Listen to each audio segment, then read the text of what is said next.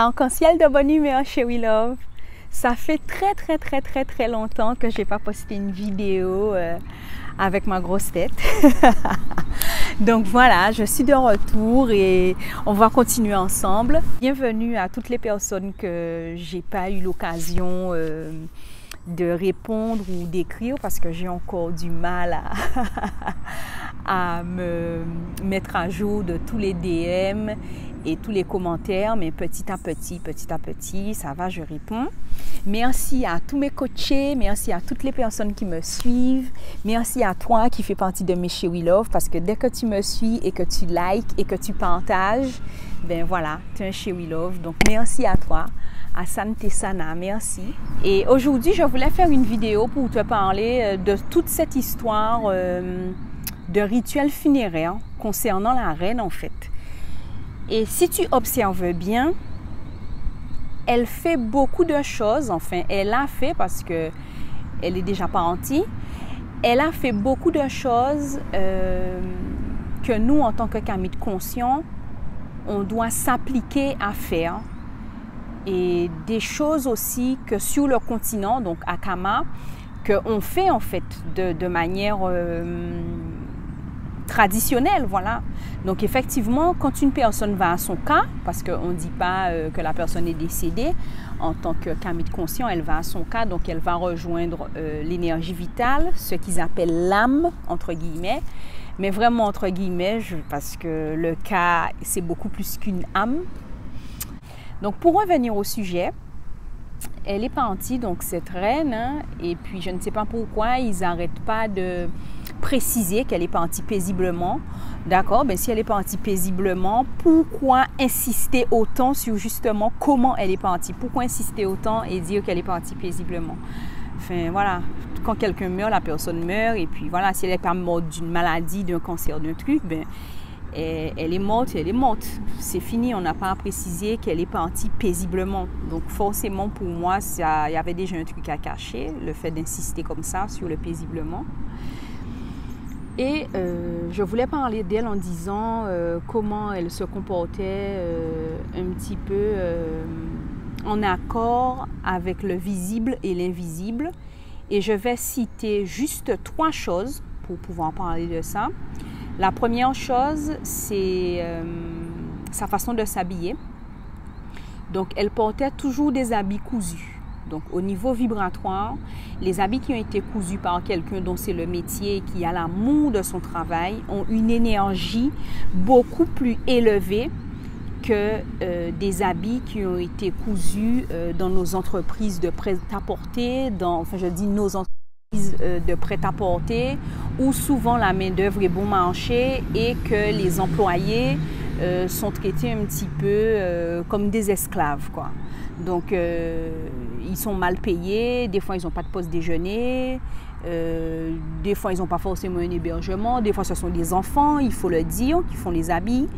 Donc, toute cette organisation du travail pour faire du prêt-à-porter, pour produire beaucoup d'habits, ben, ça fait que la fréquence vibratoire de nos habits, ben, on porte des choses qui ont la souffrance, voilà, qui ont la souffrance en elles.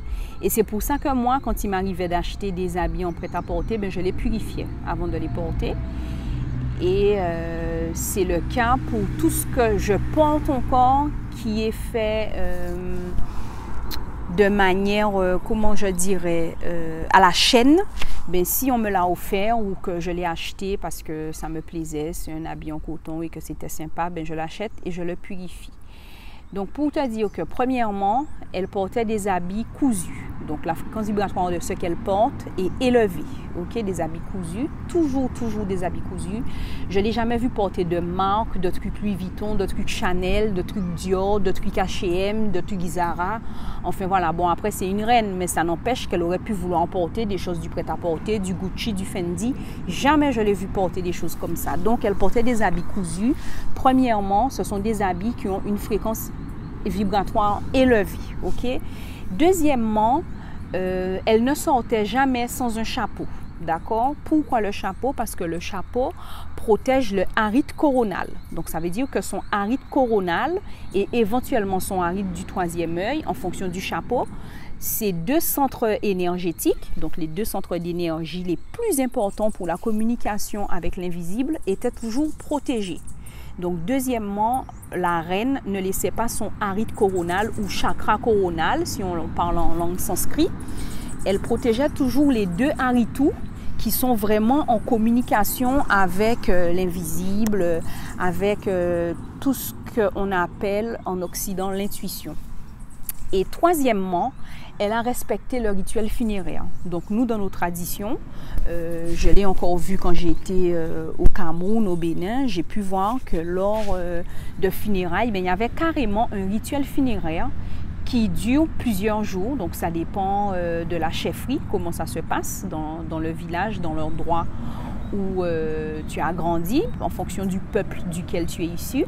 Mais peu importe le pays kamite, et comme je te disais, je l'ai expérimenté au Bénin, au Cameroun aussi, mais qu'il y a un rituel funéraire. C'est-à-dire qu'on ne va pas juste à l'église ou au salon funéraire et après c'est fini. Parce qu'ici, la personne meurt, il y a des fois une veillée mortuaire et puis après, hop, elle est enterrée. Mais là, il y avait carrément un nombre de jours avec un rituel funéraire. Donc, tu vois, ce sont trois choses qu'elle respecte, auxquelles elle fait attention, que nous aussi, on fait attention dans nos traditions ancestrales. Bon, ça se perd parce qu'on est occidentalisé, qu'on a été colonisé, que voilà. Mais tu vois, même elle, de là où elle est, ce sont des choses qu'elle a tenu à conserver. Elle a porté attention à ces choses-là. Et je peux même te dire encore, par rapport au matriarcat, bon, c'est quelque chose qu'on peut développer aussi par rapport à la reine, mais c'est des choses en tant que caucasienne qui avaient une importance pour elle. Et ce n'est pas anodin, ce n'est pas anodin. Quand les caucasiens font exactement comme nous, dans nos rituels, dans notre façon de fonctionner, dans leur façon à eux de se comporter avec l'invisible, ce n'est pas anodin. Ils savent très bien dans le monde visible comment se comporter pour que ça puisse avoir un impact dans le monde invisible. Et nous, on est là, on est en train de vouloir faire comme les caucasiens alors qu'on a nos traditions ancestrales, qu'on ne respecte pas forcément. Mais elle, tu vois, ok, la reine, mais il y a des choses qu'elle a respectées de tout son vivant, pendant tout son vivant, pour pouvoir, entre guillemets, avoir une certaine sérénité et que ce qu'elle fait dans son royaume et vis-à-vis de l'organisation, du fonctionnement, de la stratégie, parce qu'elle avait de la stratégie aussi, vis-à-vis de tout ça, que ça puisse toujours progresser, évoluer et aller vers l'excellence. Donc chez We Love, c'est ce que j'avais à te dire sur la reine. C'est trois choses que j'ai observées en tout cas. Il y a encore autre chose que j'ai observé, mais bon, on ne va pas bavarder toute la journée. Et puis, je te dis à bientôt pour une prochaine vidéo. N'hésite pas à me laisser un commentaire si tu as observé autre chose, toi aussi, chez la reine, que nous, on fait dans nos traditions ancestrales ou qu'on ne fait plus parce que ça se perd.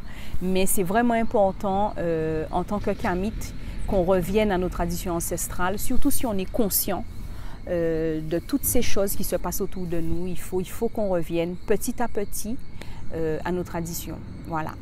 À bientôt chez We Love et je t'envoie un tourbillon d'amour et je te dis à bientôt pour une prochaine vidéo. Allez, bye bye.